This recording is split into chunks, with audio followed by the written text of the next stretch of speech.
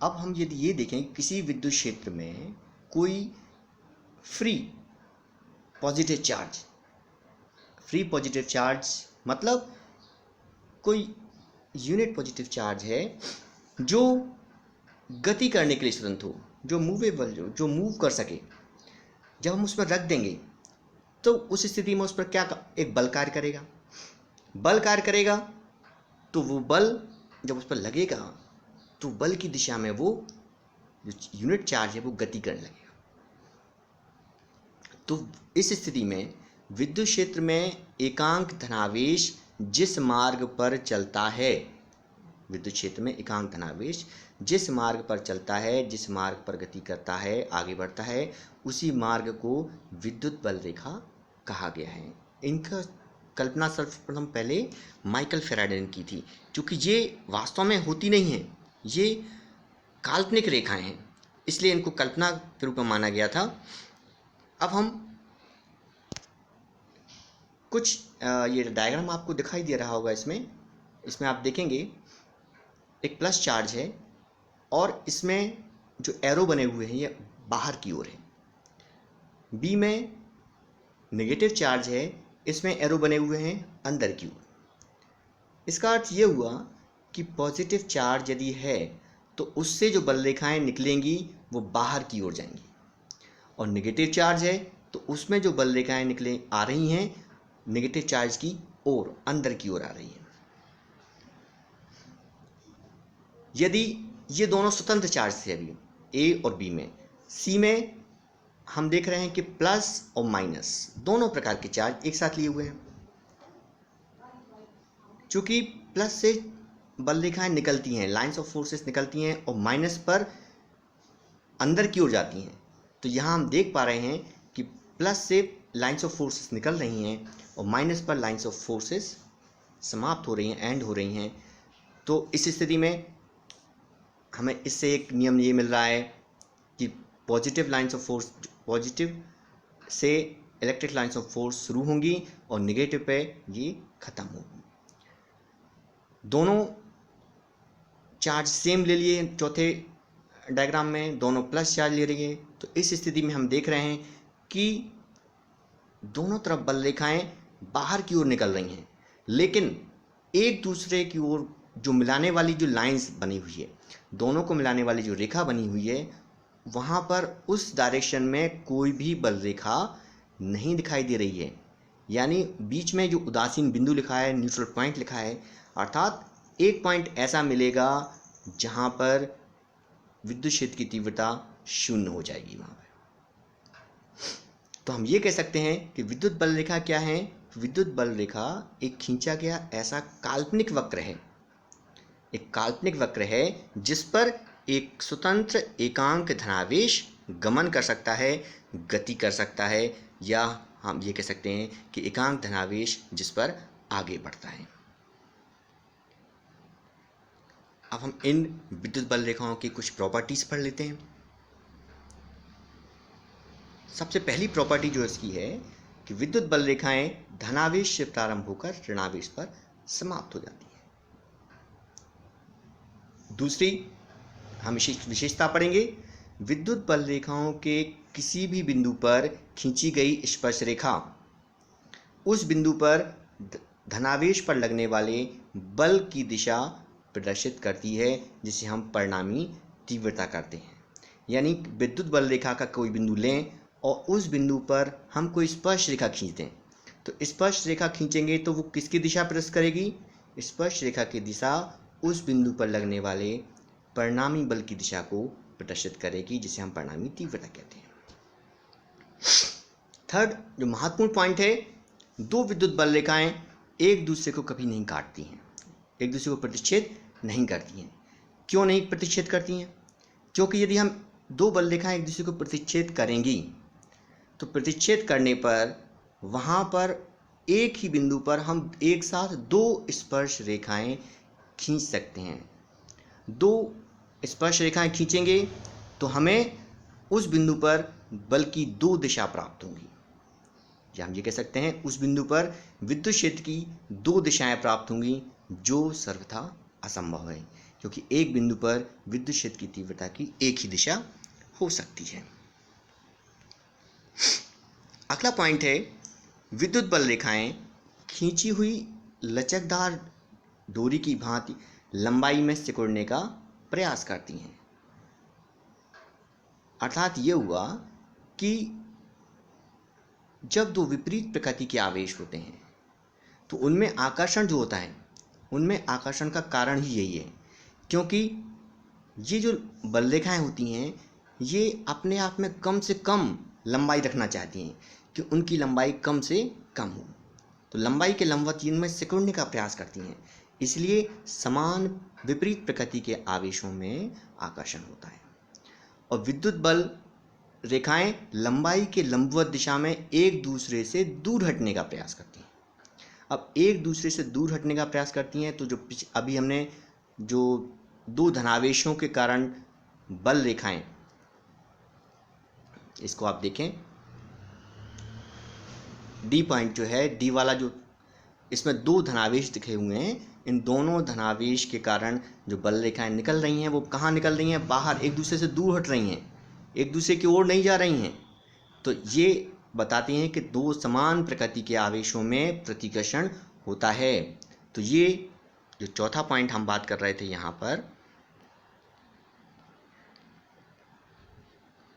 कि विद्युत बल रेखाएं लंबाई के लंबवत दिशा में एक दूसरे से दूर हटने का प्रयास करती हैं। अगला पॉइंट, विद्युत बल रेखाएं किसी चालक के लंबवत निकलती हैं तथा किसी चालक पर लंबवत समाप्त होती हैं। मतलब चालक से यदि बल रेखाएं निकलेंगी तो चालक के तल के लंबवत ही निकलती हैं और जहां समाप्त हो रही हैं वो चालक के तल के लंबवत ही वो समाप्त होंगी।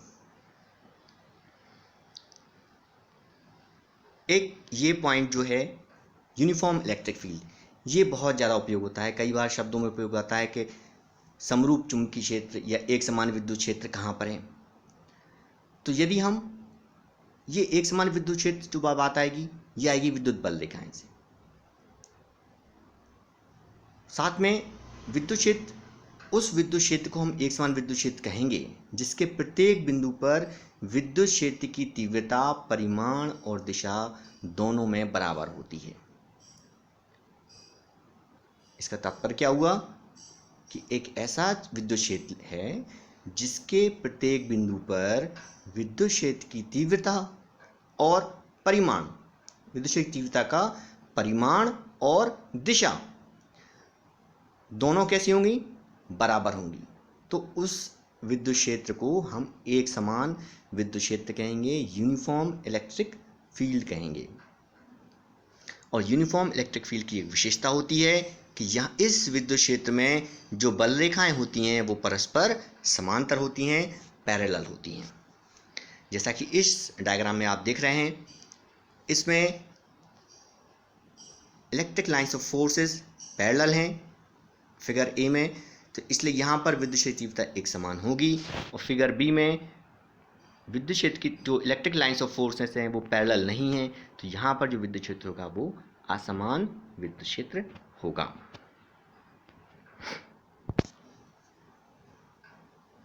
जिस प्रकार विद्युत बल रेखाएं होती हैं उसी प्रकार चुंबक में ही बल रेखाएं होती हैं।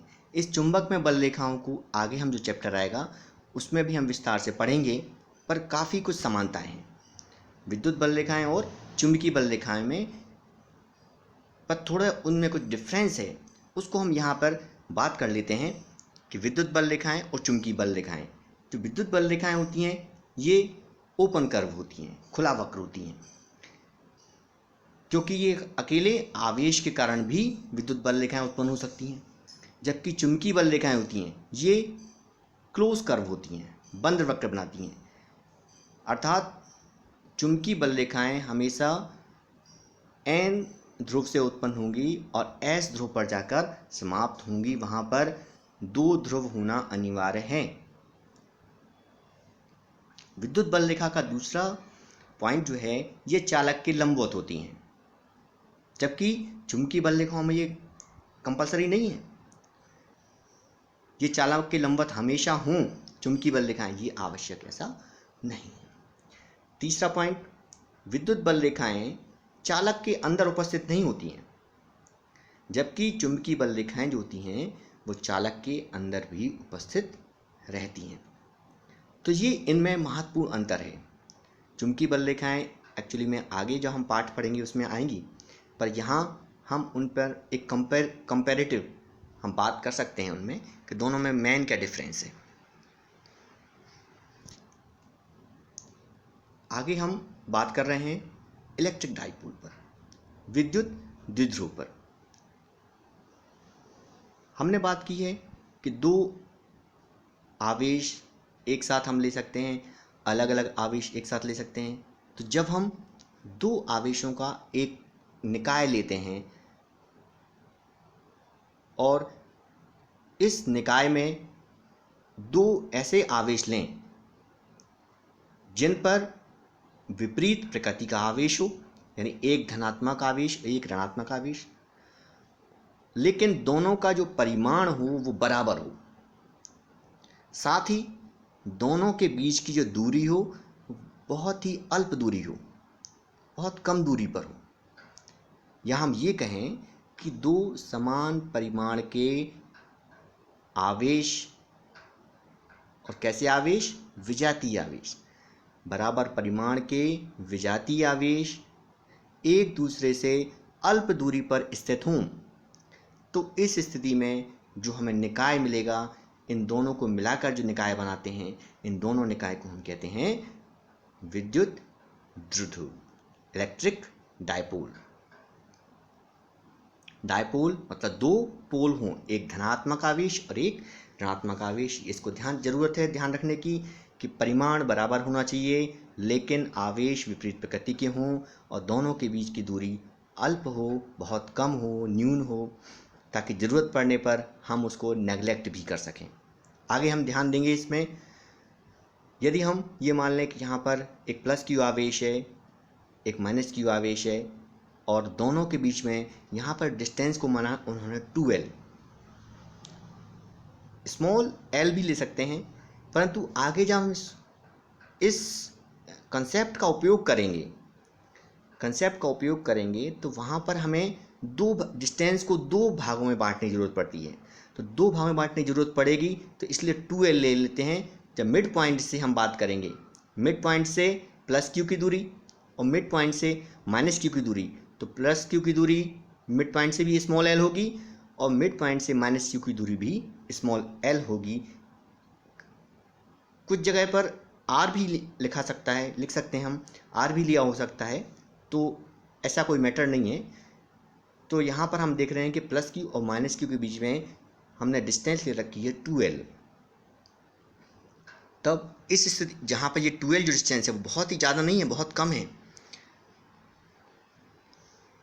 तो इसी को हम कह सकते हैं, इस निकाय को हम कहते हैं विद्युत द्विध्रुव। इसका एक एग्जाम्पल भी है। विद्युत द्विध्रुव कहाँ देखने को मिलता है हमें? जो परमाणु होते हैं, परमाणु में जो धनावेश होते हैं और ऋणावेश भी होते हैं, उनका जो द्रव्यमान केंद्र है, सेंटर ऑफ मास है, वो संपाती होता है, कोइंसिडेंस होता है। लेकिन जब उन्हें हम किसी विद्युत क्षेत्र में रख देते हैं, विद्युत क्षेत्र में रखने पर क्या होगा? धनावेश और जो ऋणावेश होंगे उन पर इफेक्ट पड़ेगा विद्युत क्षेत्र का, और वो एक दूसरे के सापेक्ष कुछ दूरी पर हट जाते हैं, अल्प दूरी पर, बहुत ज़्यादा नहीं, एक दूसरे के सापेक्ष अल्प दूरी पर हट जाते हैं। और इस स्थिति में अल्प दूरी पर हट जाएंगे तो धनावेश और ऋणावेश के द्रव्यमान के एक दूसरे से सापेक्ष हटेंगे, तो वो एक इलेक्ट्रिक डाइपोल बना लेंगे।